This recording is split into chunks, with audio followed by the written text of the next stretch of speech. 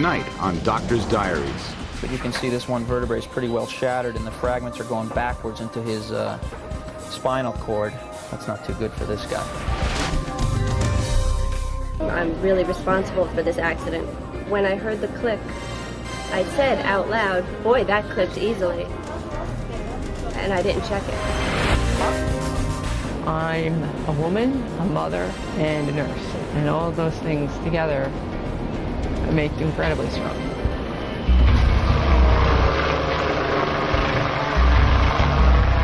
Jake. What is this drink, bud? I'm Dr. Zelazny. I'm one of the bone doctors. It's Dr. Dan Zelazny's first night on call at Westchester Medical Center, and the first time he's covering the ER without supervision. This is a regional level 1 trauma center. This is a central location for all those car accidents that happen. And, you know, the motorcycle accidents in the summertime are tragedies, disasters, train wrecks, literally.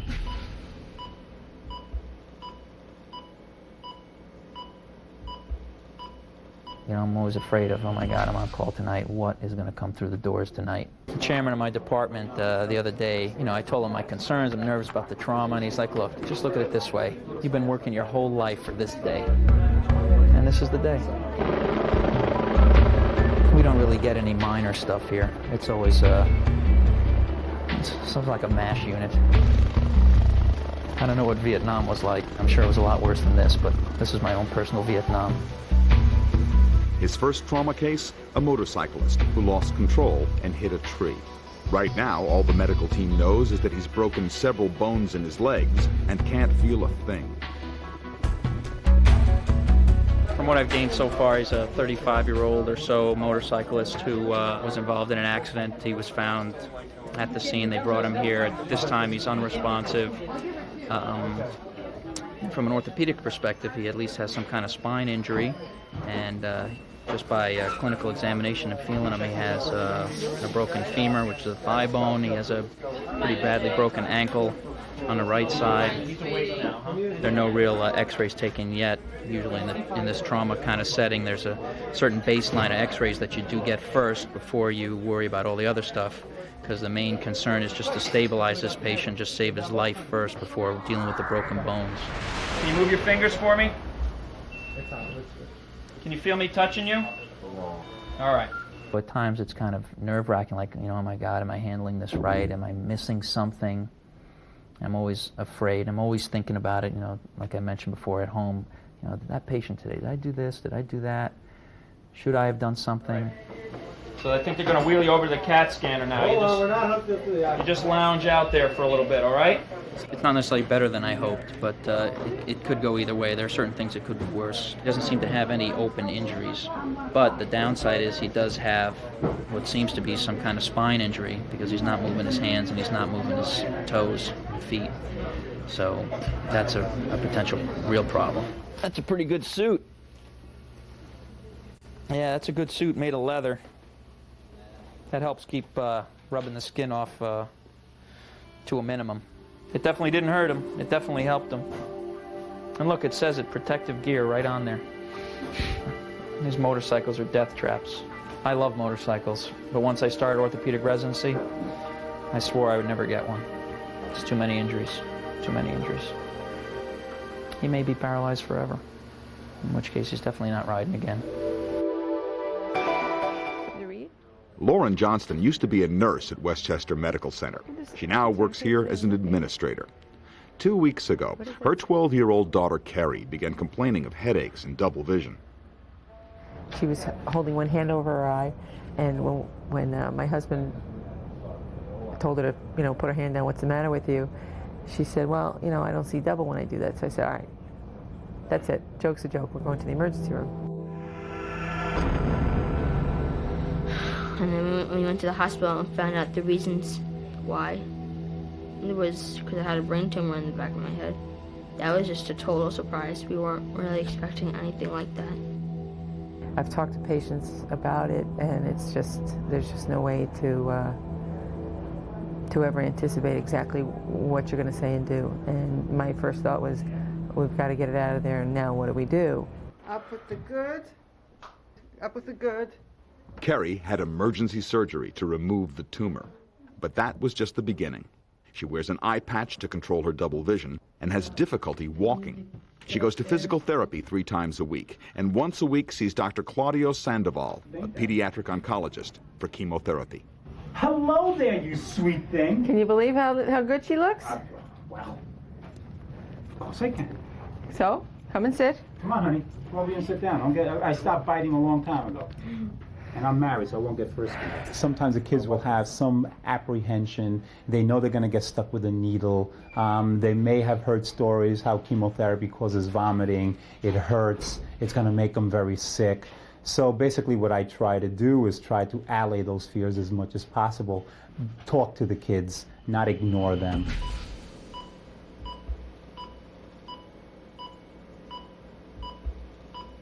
You like Pearl Jam?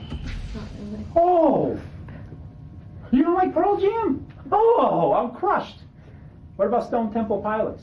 Oh! Soundgarden? A little bit. Don't tell me you like the Backstreet Boys or NSYNC, because I'll vomit right here and they'll have so much vomit on you. The chemotherapy is used more for disease that may be hiding where we can't see it. So this way we're able to tackle the disease at 2 different points. First, some of the concerns are the effects of the chemotherapy as far as nausea and vomiting, putting her at risk for infections, putting her at risk for kidney and liver failure. The other ones are more cosmetic. She'll be losing her hair. I think I might wear a hat. I don't want to wear a wig and fake anybody out. I don't care if they make fun of me. Well, I care a little bit, but if they make fun of me because I don't have any hair and because I have cancer, then oh well, I have other people that I can be friends with. Everything's on the money. Oh, beautiful. I was hoping we'd be all wrong. Unfortunately for the motorcycle crash victim, Dr. Zelazny's prognosis appears to be right on target. C5. All right. It's tough to see. Obviously, this is the middle and distal thirds of the femur, maybe even mid. Okay, here we go. Yeah, do that. Now coming up. This is the super coming up. Wow. Yeah, it's more like a shaft, actually. It fell lower. All right, so that's the femur fracture. So maybe I'll put a rod. Now, we didn't get an x-ray of this ankle yet, right? Yeah, we did? Okay, good. But it's actually it's not the ankle, it's just the tip fib. It's this Okay. one. Hold on. And then the other leg is a bimal. That's pretty bad, too. I'll have to get some better x-rays of that, too. Yeah. Let's see his C-spine again. No, this is his real good one, huh? 2, 3, 4, 5. So C5 is shattered. And also like the posterior Yeah, body is it's totally retrocostal displaced. now. What we're looking at here is basically, these are the vertebrae of the spinal column, and there's the discs in between, but you can see this one vertebrae is pretty well shattered, and the fragments are going backwards into his spinal cord, which could help explain why he's not moving his arms or legs. That's not too good for this guy. So my clock says 7 o'clock, but it's really only about 6:25. Most people only set their clocks ahead 5-10 minutes. I have to give myself a little more time. So I pretty much get ready in 15 minutes in the morning. That will allow more time for me to sleep. Yep, it's just about time to go. I have been known to leave the house with my slippers on. On-call is being in the hospital for 24 hours, eating there, sleeping there, being there the whole day.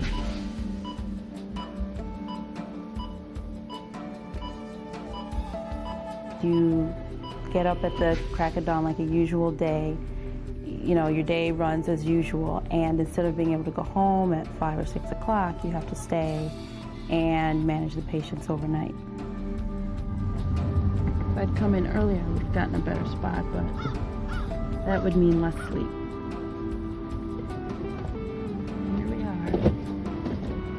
You kind of have to get yourself psyched up for it, because you know you won't be sleeping in your own bed. You know you won't be having a very good meal if you get to eat at all. Oh, here we go.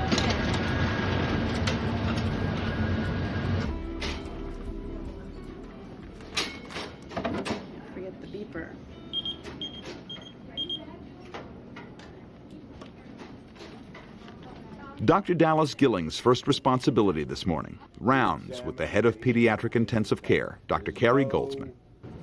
There's no substitute for just giving this kid a good physical exam, because that's where the money is. The money's on the physical exam. While on rounds, Dr. Gilling examines 2-month-old Nicholas Francesi. His mother brought him in 7 weeks ago because he was having trouble breathing. Nothing really seemed to make him better. We used lots of treatments. We thought maybe he had a pneumonia, so we treated him for that with antibiotics. We didn't really get any answers. All right, okay, come. Here you go. Just try to sit. Okay. All right. Okay. The toughest part, those that are very, very sick and they're not improving despite all of our efforts, despite what we're doing for them, and there's really no improvement. That's hard, and having to tell the parents that we've done all we can do, or we're not really getting anywhere with everything that we're doing, that's frustrating. All right. Maybe we'll go down to CAT scan and see what's going on. This is the CAT scan machine. They take slices through the head and to some degree the neck. And also they'll do his abdomen and pelvis to make sure that there's no bleeding of any kind or, organ injuries internally.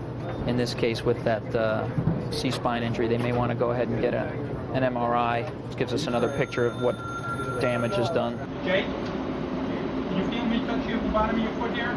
It's a really bad injury, and we're going to get this one more test as the MRI scan, and that's going to really show us the damage to the spinal cord.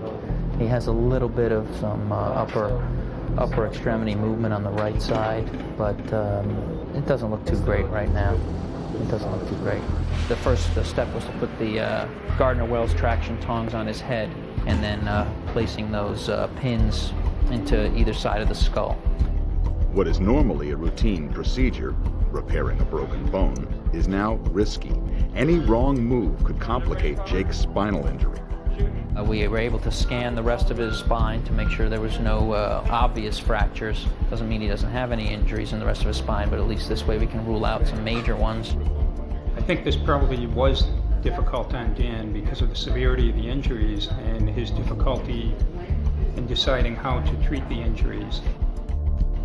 The spine injury is a bit intimidating. The fact that he's here and able to supervise that really takes a load off my shoulders. Jay, can you make a muscle over here? Having a tough time talking? But I think it may actually be more difficult on myself. Having seen a number of similar patients over the past 5 years, I now have more of a sense of how these injuries will ultimately affect the patient's life. Though Dan did a fine job of treating the injuries, unfortunately we can't change the long-term effects as much as I might like right now. My job for him tonight is done, but I'll see him again just to see how he's doing.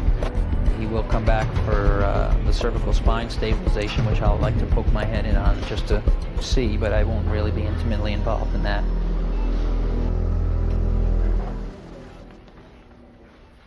I'm definitely glad it's over. You always get that little bit of jitters, but it's going to take a while for me to get all those jitters out, because every time a patient comes in, it's always a new issue, new injury. You got to get those all under your belt. Probably going to take about 10 years, for me anyway. My wife called and she said that, she had an accident with the baby, and she said they were airlifting him on a helicopter up here to the medical center, so, it wasn't good. It wasn't a good feeling.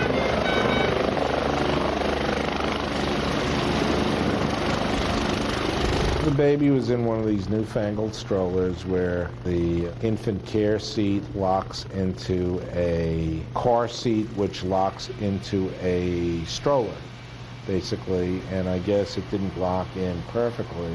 The seat popped out, and the baby was in the seat, strapped in appropriately, and it rolled over, and the baby incurred a head trauma, which included, I think, a small skull fracture.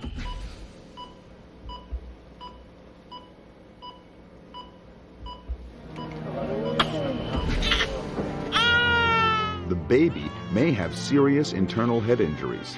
Until doctors perform a battery of tests, they'll assume the worst. I just remember the car seat flipped over in front of the carriage and the baby was underneath it. Doctors find a small skull fracture. By New York state law, they now have to call Child Protective Services about possible child abuse or neglect.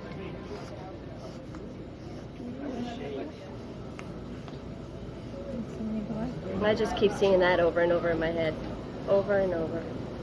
The picture of the car seat on top of him on the ground. I don't think I'll ever forgive myself.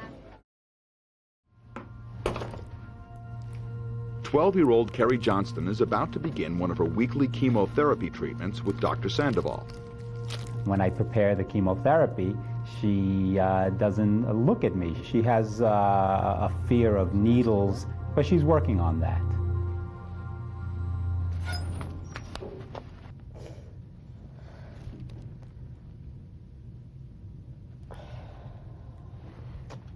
Your port's a little funny, Carrie. I hope I'm in. Yeah. Your port's a little funny, girl. But I don't think anyone should have any problems accessing it, honey.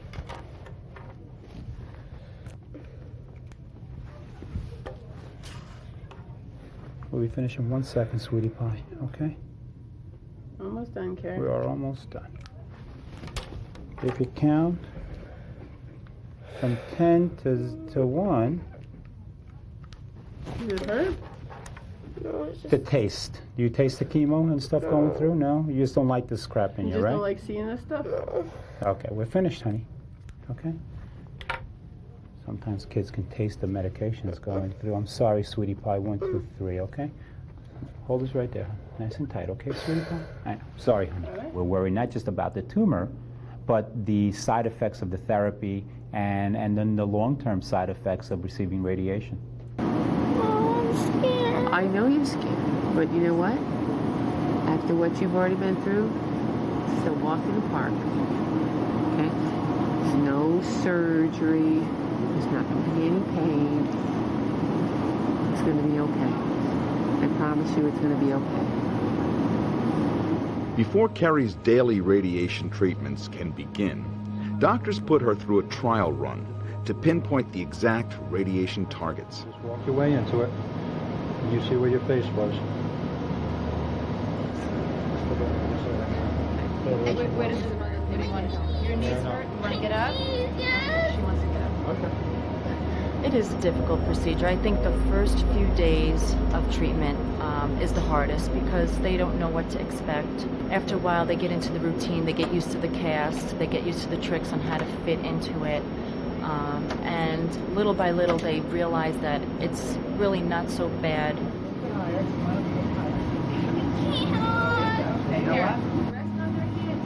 I'm resting on my hands.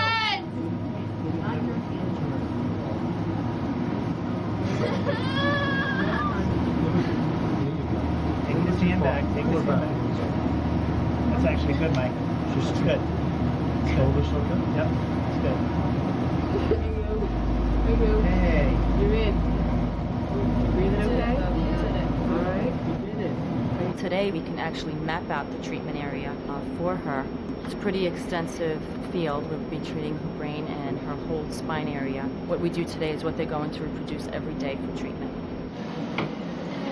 How are you, baby? Over here? Right there? How's that? You gonna shake your foot? Are you done?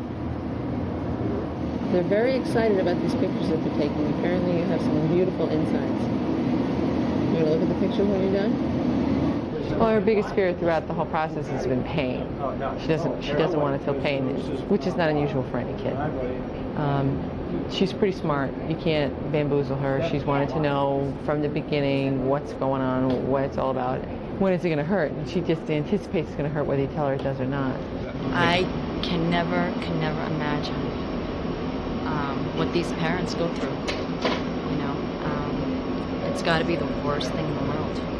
I can't even imagine But it's good that they keep themselves strong because they keep their children strong, and positive attitude is the way to go. Well, you should have seen me 2 weeks ago. I've had a couple weeks to get used to this now.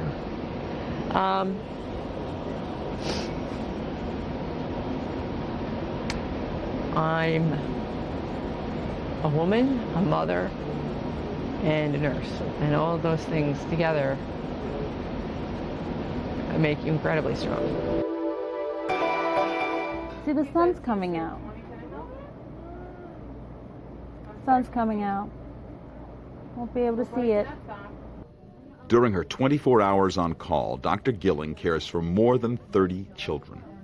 One of them is 3-year-old Justine, who hours ago accidentally swallowed her brother's epilepsy medicine. Good girl. You gotta stay up. That's good for you. Go ahead. You can yell at me if you want. The black smudges on Justine's face are from charcoal her doctors gave her to help absorb the toxic medication. The blue plastic tube is helping Justine breathe.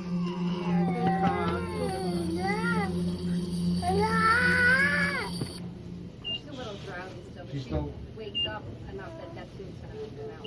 Yeah. Normal 3-year-old kids are very rambunctious. They get into a lot of things. I'm not saying this is your fault. I'm just saying we need to make sure that it doesn't happen again. And if I don't give you this kind of advice, then I'm not doing my job. Okay? I don't want this to happen again. I want you to be able to treat your son that has the epilepsy, and I want this baby not to have any problems in the future, okay? So anything else on her? Her lights are okay, her urine output's okay, Yep. her LFTs are okay? Yep. Dallas is a very bright, articulate young woman. I think that she will develop into a truly excellent pediatrician. Dallas has developed a wonderful sense of humor, and it makes working together with her a lot easier.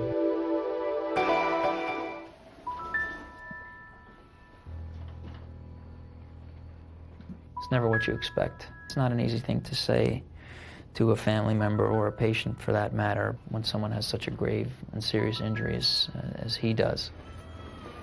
I should be in here. I'm Dr. Zelazny. I'm one of the bone doctors. He was on a motorcycle, and I don't know exactly what happened, but lost control and hit a tree, apparently. He was pretty badly injured. He has some significant orthopedic injuries. One of them is he has a broken leg here. He also has both ankles are broken. And those things can be fixed with a regular surgery. However, he does have a very serious neck injury. He has a broken vertebrae in his neck, which caused a lot of damage to his spinal cord. And right now he's not moving his legs or his arms. And he doesn't feel anything, obviously. It's not very likely that he's going to get a lot of function back. What about hands? He has a little bit of motion in his arm muscles here, but it's really unlikely that he's going to get a lot more. Unlikely. That was the first time I actually had to bear the brunt of telling some bad news to the patient or the family.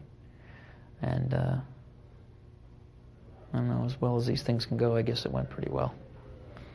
Do you think it's the kind of thing that will get easier the more you do it, or do you I don't think so. I don't think it ever gets easier. You hang in there, okay? Okay. Thanks. Bye-bye, sir. See you later. Take care. Bye-bye. This last part was probably the hardest part of the whole thing.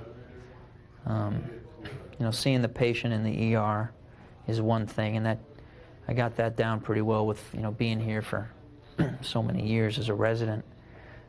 And you can do that by rote. And then even in the operating room, you kind of have an idea of mechanically what needs to be done and how to do it. But then when it comes down to the human interaction and the emotional aspect of what you're trying to tell people, that was really the hardest part of the whole evening so far.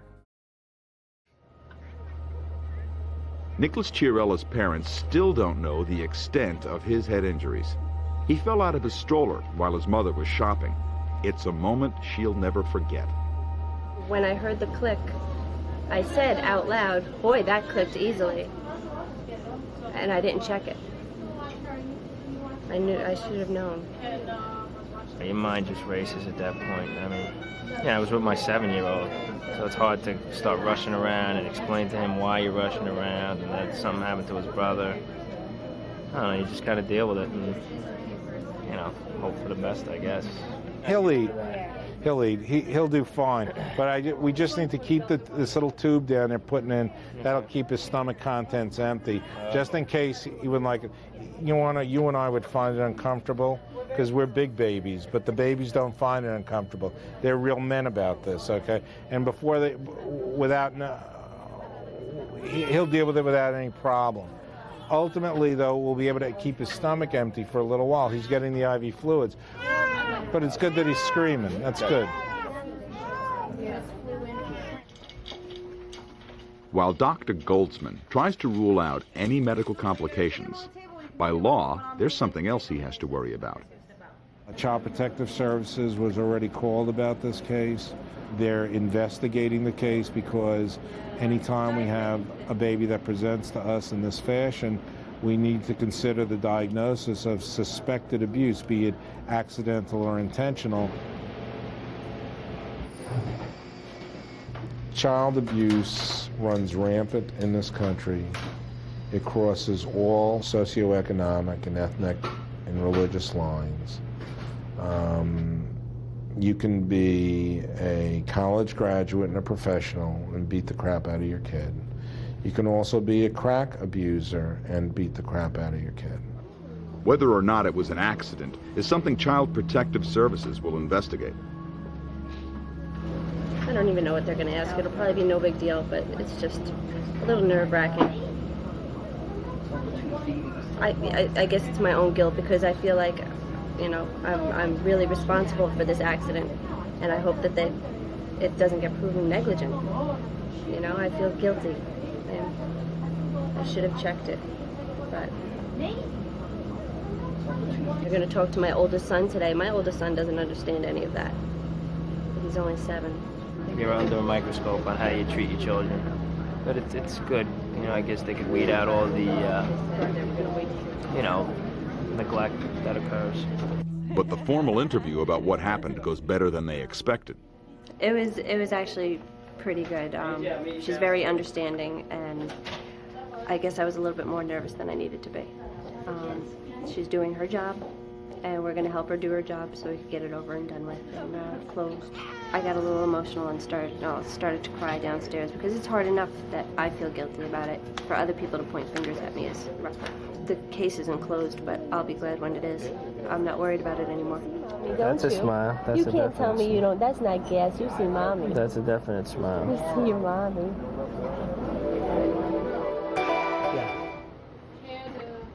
Yeah, it is the pad. Pad in the cast. It's 2:30 in the afternoon, and Carrie Johnston is getting her first radiation treatment. That's right, we got you. It's gonna be okay. Yeah, put your hands up. Carrie will come here for the next month and a half to receive more than 30 radiation treatments. Good. Excellent.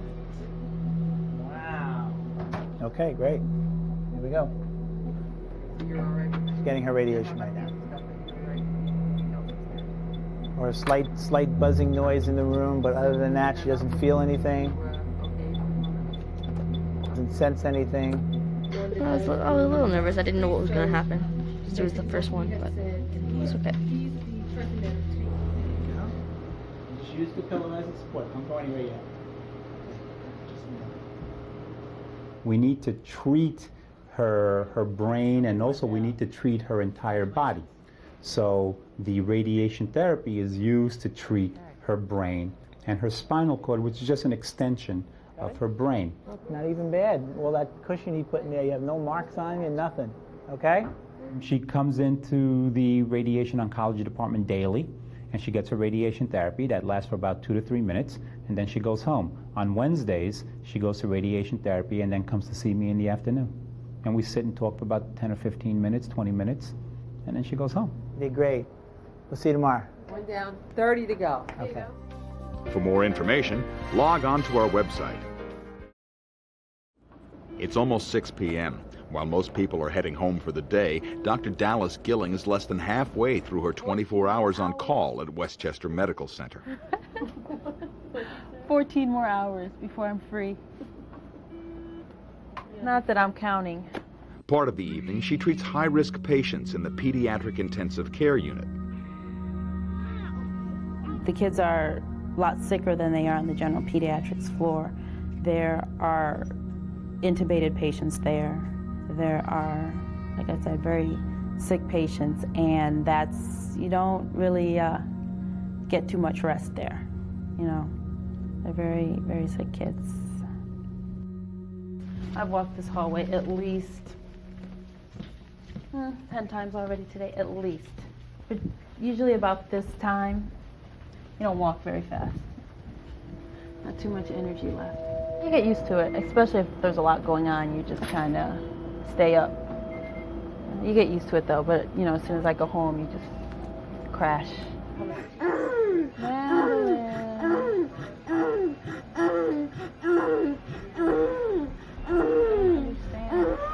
The whole time all afternoon she was quiet. Not a peep. Even when we drew blood on her, she didn't cry. Madeline.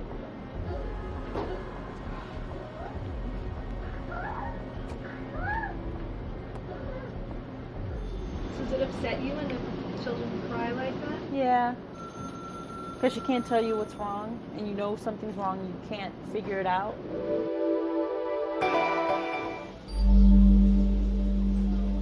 Ursula and Richard Vasicek just got married, and they're on a honeymoon that took a wrong turn. We got a honeymoon couple on the pyramid. Yeah.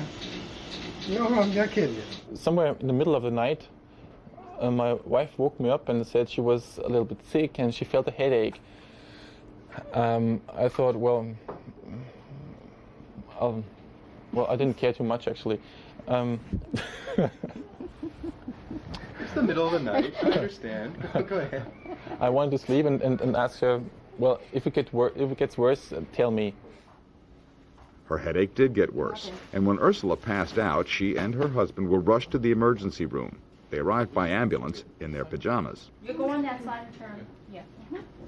They were in a hotel where apparently there was some kind of combustion problem. They were exposed to carbon monoxide, so we decided that they both needed hyperbaric treatment in order to reduce their carbon monoxide exposure. So they get down here and she goes, you know, can I go in with him? And we're like, sure, he doesn't mind, but you know, got to keep it clean. Here in the big glass tube. Do you have any sports, Chanigan? No. ESPN? No, we don't have any of the any of the non-cable channels. Set? All set. The electrode on, we got that. Did we give them water again? Or no? Yeah. Oh, we did. Great. Okay. Now I know you guys took it tonight. And lost. Okay, you got to hold everything. That's good. All right. Steak sauces have to be a little bit Off sweet. we go. They have to be a little bit of maple syrup, a little salt.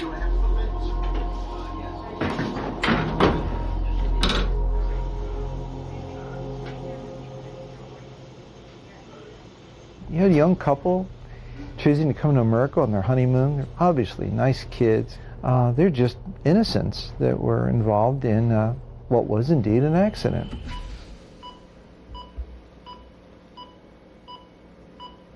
Carbon monoxide poisoning is a silent killer. It has no smell. People are not aware they're getting sick. They are receiving 100% oxygenation under pressure.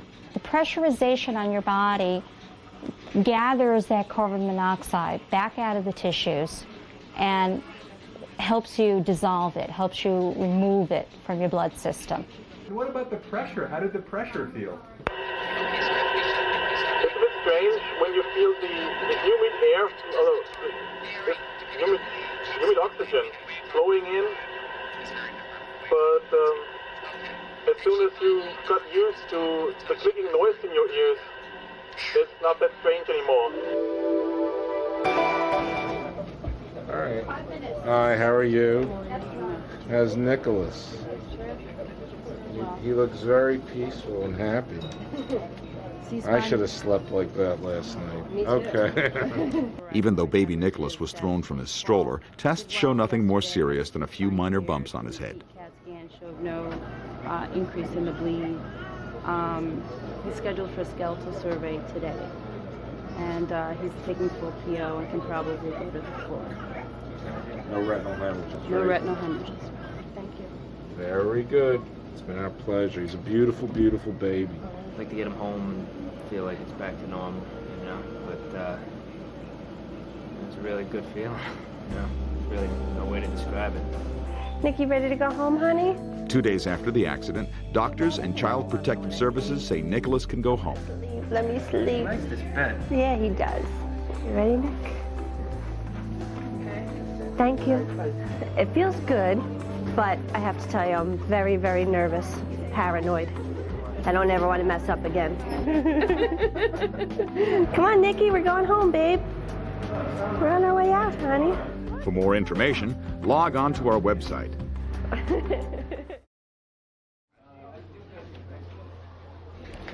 How you doing? You're okay? Good. You keep the mask on. Yeah, keep the mask on. You're doing a great job. Hours ago, paramedics rushed Ursula and Richard Vasicek to the emergency room after their hotel room filled with carbon monoxide. They sent the young man down as well as his wife. Now, interestingly, the wife was the one who was diagnosed with having the high level of carbon monoxide poisoning, but when we looked a little closer, the young man, while he wasn't complaining, also had a very high level of carbon monoxide. This young man would have sustained permanent poisoning from the carbon monoxide that changed his life forever. Memory loss, personality changes, inability to do numbers, and other signs of cerebral dysfunction. And you're having no trouble with your vision or your hearing? No. All right. I'll tell you what I would like to do. Because your carbon monoxide level was so high, what I think the plan would be for you to go back to the emergency room. We give you one more treatment. Call your hotel and ask them to send a car down for you. What do you mean, one more treatment? Oh, in the hyperbaric chamber. Yeah, one more hyperbaric treatment. So that we're sure that we have gotten rid of all of the carbon monoxide. Is this romantic? Maybe it should be a little darker. We're depressurizing, but it's about another 5-10 minutes till we get the door open, okay? The oxygen chamber was not, was a funny thing. It was not bad.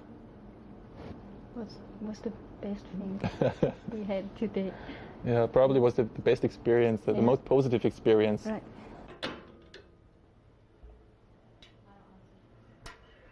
You especially watch your back.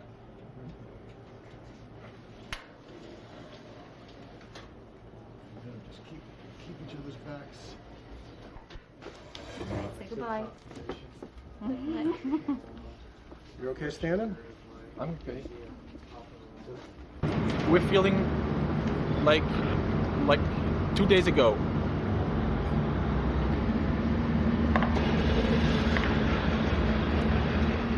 Doctors give Richard and Ursula a clean bill of health. They're off to continue their honeymoon, still wearing the scrubs the hospital gave them.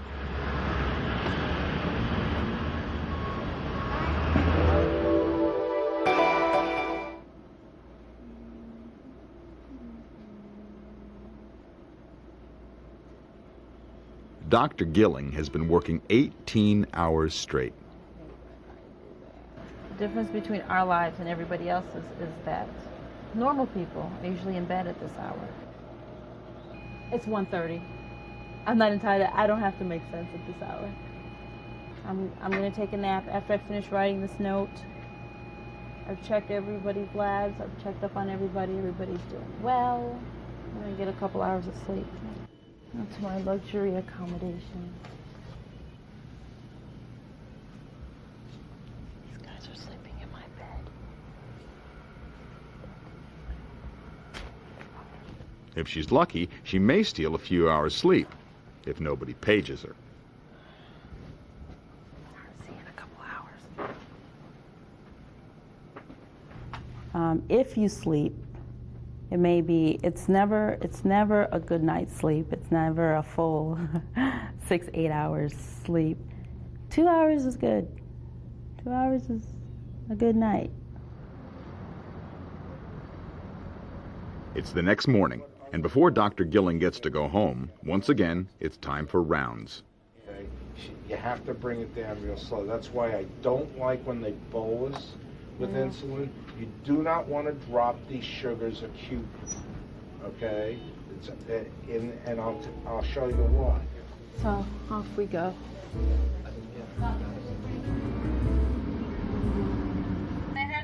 Hi, can I have a sausage biscuit, please? I'll probably sleep for maybe 3 or 4 hours. I don't want to sleep the whole day away.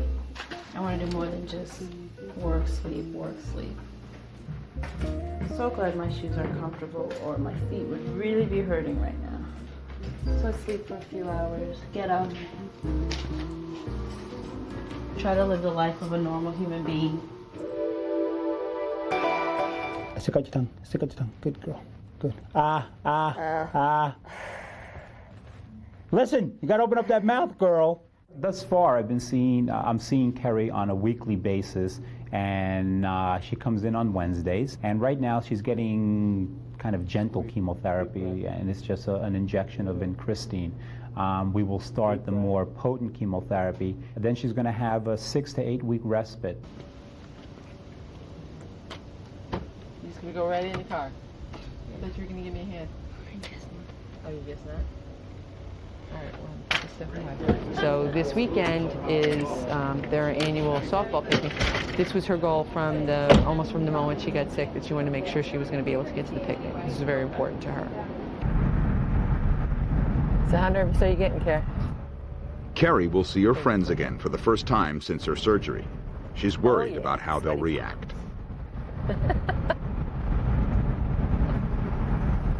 There's probably people who think you're bald. So that'll be the first surprise. They're going to be looking at you going, where'd she have surgery? It's alive! Carrie's back!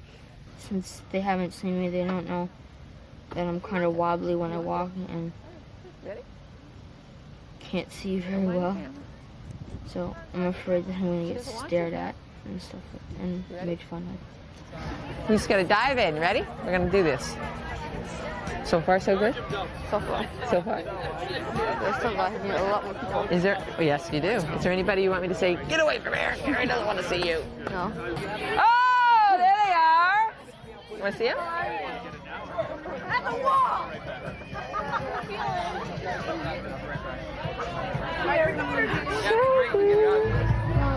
What? I don't want to be here. I want to go home. No, we're not going home. This is your goal. You're here. Let everybody see you, and you see everybody. But if you're going to sit here and be a mope, they're not going to know what to say to you. Okay? Here, watch. Now you can see her, right? That's the rule. If you're approaching her on one side or the other, if the patch is there, just move the patch, and then she can see you. Right? Carrie Johnston.